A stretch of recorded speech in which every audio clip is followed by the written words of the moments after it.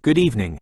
We begin tonight with breaking news from the city's eastern district where yet another eruption of religious violence has left a trail of destruction and despair.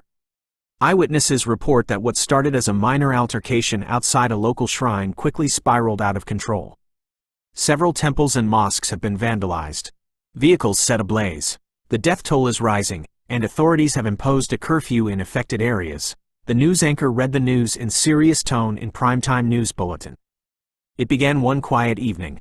Aarav was having dinner with his grandfather, sitting cross-legged on the floor, plate in front of him, eyes unintentionally drawn toward the news channel playing in the background. The serious-faced anchor announced the latest incident of religious violence. Flames leapt across the screen, temples and mosques damaged, mobs shouting slogans, faces filled with hatred. It was loud, disturbing, and confusing. Aarav looked up at his grandfather, seeking an explanation, but before he could ask anything, his mother entered the room briskly. "Aarav, finish your food quickly. You'll be late for school tomorrow," she said, in that usual tone mothers carry, half stern, half loving. Aarav obeyed, his questions swallowed along with the last bite of rice. But those questions didn't go away. They sat quietly in a corner of his mind all week. At school, the questions began to quietly stir within him. During morning assembly, as the national anthem faded and the students settled into the rhythm of daily prayers, Aarav began to notice subtle differences. Some children folded their hands and closed their eyes. Others cupped their palms or touched their foreheads. A few simply stood still, their lips unmoving. He realized, for the first time, that not everyone was praying the same way, or perhaps, not even to the same God. At lunch, he shared a bench under the old neem tree with his friends. Between bites of roti and rice, conversations would drift to upcoming festivals, some fasting for Navratri, others excited for Eid, a few waiting eagerly for Christmas treats. He listened, fascinated and puzzled, as they spoke of traditions he didn't fully understand. Why did one friend skip lunch during Ramadan, while another brought sweets for Diwali? What did it all mean? He began noticing more than he had before. A red thread tied tightly around a wrist. A delicate silver cross resting just above a shirt collar. A tiny crescent pendant glinting under the sun. These symbols were everywhere, hanging from necks, tucked into notebooks, stitched into identities. They seemed to speak of belonging, of faith, of something greater and unseen. But the more he observed, the more questions he carried. Was God different for each of them? Were there many gods, or just one in many forms? Was one religion better, or more true, than another? He didn't know how to ask, who to ask, and every answer he imagined only raised more doubts. And then, a darker question crept in, one he struggled to ignore. If all these religions taught kindness, love, and truth, why were people hurting each other in God's name? That thought lingered like a shadow behind his smile, even as he joined in the morning chorus of peace and unity. Something didn't add up, something was broken, and for the first time, Aarav began to search, not just for answers, but for meaning. No one answered. No textbook taught it. His teachers brushed it off, and adults either avoided the topic or gave answers that felt too vague, too rehearsed. The questions stayed. Then, on a peaceful Sunday evening, Aarav went to the nearby park with his father. The sky was clear, birds chirped from the treetops, and laughter echoed from the swings and slides. But Aarav wasn't playing. He sat quietly on a bench, his legs dangling, his eyes scanning the world around him. His father noticed. "Not going to play today?" he asked gently. Aarav hesitated. Then, gathering the courage he'd stored all week, he looked up and asked, "Papa, what is religion?" His father paused. It wasn't the kind of question you answer casually. He looked into his son's eyes and saw sincerity, the kind that doesn't seek to argue, only to understand.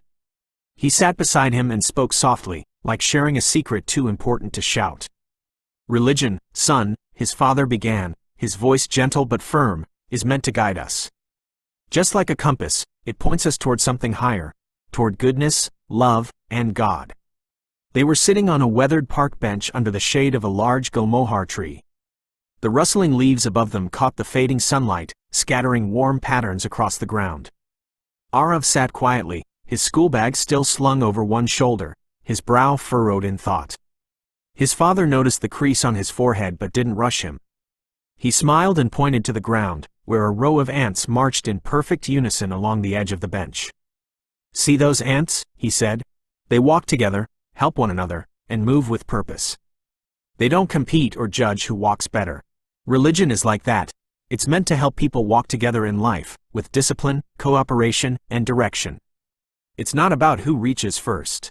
It's about reaching together. Aarav looked down at the ants, nodding slightly, but the silence between them lingered. Okay, but I see my friends follow their religions differently. So are there many religions with varied purposes? After a moment, his father leaned back and continued, shifting his tone to something more relatable. All right, let me put it differently. Imagine you're preparing for your 10th standard board exams. To do that, you could choose from different coaching centers, right? Aarav's ears perked up. One center might rely on video lectures.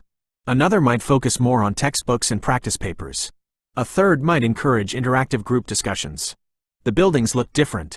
The uniforms are different. Even the methods and teachers vary. He paused, watching Aarav carefully. But their goal? He asked. Aarav's eyes lit up with recognition. To help us pass the exam. Exactly, his father said, smiling. You go to Akash. Rishi goes to Brilliant. Someone else might study at Allen. They all take different paths, but the destination is the same. Aarav chuckled, the metaphor sinking in now. His father's smile softened. Religion is like those coaching centers. The scriptures, prayers, rituals, they're tools. The teachings and traditions may differ, but their deeper purpose is the same, to help us become wiser, kinder, more compassionate, to help us connect with the divine in our own way. Aarav nodded slowly, the idea settling inside him like a stone dropped into a still pond. Yet, a trace of uncertainty lingered in his eyes. His father stood up and walked toward a nearby cafe stall. He returned a few moments later with 2 paper cups of water. Handing them to Aarav, he said, "Taste both." Aarav looked puzzled but did as told. He took a sip from the first cup, then the second. "They're the same," he said, surprised. His father nodded, his voice low but clear. "Yes, same water, different cups. Religions are the cups. God is the water. The outer appearance may differ, the rituals, the names, the symbols. But the essence, the divine truth, it's the same." Aarav stared at the cups in his hands. The wind rustled the trees around them. For the first time that day, his brow relaxed. He didn't have all the answers yet, but now, he had a path to follow. Aarav looked around at the children playing. A Sikh boy tied his patka. A Muslim girl laughed as she pushed a Hindu boy on the swing. No one asked each other which god they prayed to. They were too busy being joyful, innocent, and free. Then, Aarav turned to his father again, eyes wide, heart open. "Papa, if religion is meant to guide us, and if all are trying to reach God, then why do people fight about it?" His father sighed deeply, because sometimes, people forget the purpose. They become more attached to the form than the spirit. They mistake the cup for the water. They fight to prove their path is the only one, instead of walking it with humility. Aarav looked up at the sky, his gaze lingering as if searching for something beyond the clouds. And then came his realization, gentle, yet powerful. A truth spoken from the heart of a child, untouched by bias or ego. "But Papa," he said, "don't people of this world know this? That all religions are just different ways to reach the same God? I don't understand. Why do they fight among themselves then?" There was a long pause. He continued, his voice soft but filled with a wisdom far beyond his age. "Wouldn't the world be so much better, if all of us lived in harmony?" His father said nothing, because there was nothing more to add. Sometimes, the purest truths are spoken not by sages, but by children.